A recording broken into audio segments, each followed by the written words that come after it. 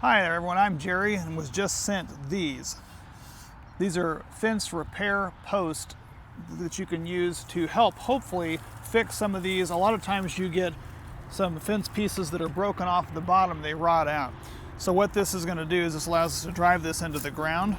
It's going to go down a couple feet into the ground. They do provide you with a little piece of pine you can stick in here to beat on it, and then the hardware. And once it's driven into the ground, we're going to hold the fence up and pre-drill these 4 holes. They then provide you with this nice little chuck bit here that goes on the end of this and the actual hardware to then drive this part into the actual fence, which will hold it up. Now this is probably more meant for helping support some ones that are starting to rot off. This is going to be a pretty extreme scenario, but we're going to go ahead and drive these in, tilt this up and secure it and back in place and show you how it works.